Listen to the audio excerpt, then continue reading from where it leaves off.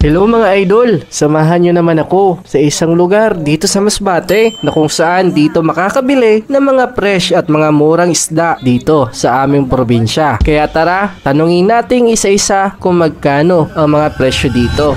Nandito tayo ngayon sa Kawayan dito sa Barangay Divisoria. Tama ba? So na kung saan dito nga pumupunta yung mga ilang mga tao para mamili ng mga fresh seafoods kagaya na lamang nitong mga alimango na 300 ang kilo. Tama ba? 300?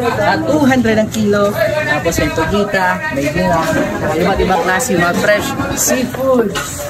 At dito nyo lamang po mabibili na mura. Ano po kasi isda ito? Bugaro. Masarap po ba ito? Oo, masarap. Masarap. Magkano po ang kilo? 230. Yan o, ibang klaseng isda. Ngayon ko lang ata nakita. Alam ko lang ako sa Tagalog. Bugaro sa Bisaya. Dito naman tayo. Hindi na ako magtimbungan. Sira po ang kilo. 30 lang, 30. 30 ang kilo. Maliit, malaki. Fresh na fresh ano? Oo. Nakakuha lang kanina. Alright. Magandang klase doon. Ito po, magkano kilo ng malaking tinay? 50 pesos. Shoutout natin mga taga Barangay Divisoria, Kawayan.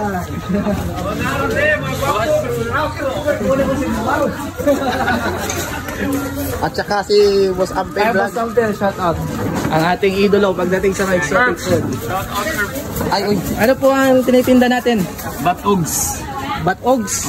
Pira ang kilo?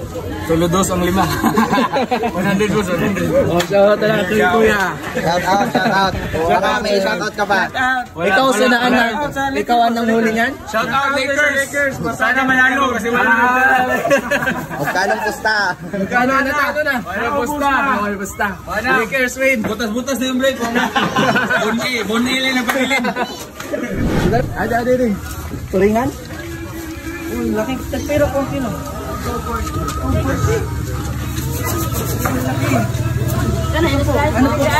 Ano po kasi isda ito? Tawag dito sa amin kamang. Kamang. Ano na kayo? Ano? Magkano po? 280 kaangko na. Tama ba? Isang kilo. Kamang. Kamang. Kamang. Ano po Mamsa? Pandaw. Pandawan puti yan. Pandawan. 100 ang kilo. Masarap kasi yan eh. Oh, ito, seaweed. Seaweed. Wow. Iba't ibang klase ng seaweed.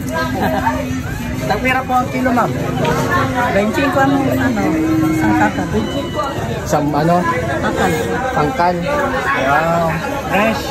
Pusit po, ano? Opo. Magkano po ang isang kilo? 250 pesos.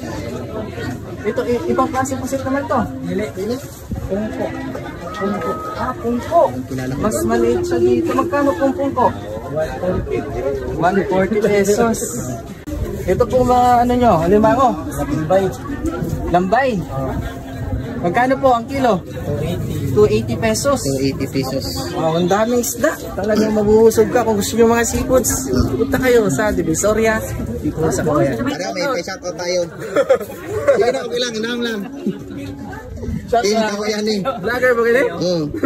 Ayaw sa gari. Pero, magkano po? 150 po. Ang kilo po? Opo. Kung gusto nyo sinagol, alam nyo ba yung sinagol? Ilang kilo, sir? Ginataan. Vlogger, marami si GM. Nagtatanong lang. Ito yung pagi, pagi. Isa sa mga ingredients sa paggawa ng sinagol. Yung sinagol kasi is Bicol dish. Kung saan pwedeng gawing ginataang dish yung mga kagaya na itong mga pagi, pating.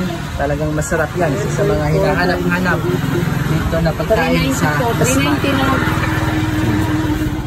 Hindi na lang sabayan na ito. Interview na mga siya. Meron tayong ambush interview ngayon kay Boss Ampil, isa sa mga sikat na vlogger. Yan. Boss, mukhang ang dami natin pinamili ngayon ah. Siyempre, Ano ang gagawin natin dyan? Magluluto naman tayo ng masasarap na ulam. At itikman natin yan mamaya doon sa... Siyempre, kasama natin, GM nga, Vlogs. Pupunta Mga kami idol. sa mga isla dito sa Kawayan at ito, lulutuin namin. Si Boss Ampel ang magluluto at titikman natin ang mga luto ng isang Boss Ampel Vlog. Follow nyo pala, Boss Ampel Vlog Adventure, at may Boss Ampel Vlog 2.0 rin siya sa kanyang Facebook. Okay, mga idol, tara, samahan nyo kami ni GM Vlogs at magpapakabusog tayo ngayong araw. Let's go! Di ka sumama kay JM Vlog sa kanyang biyahe, ipapakita sa buong mundo mga yamang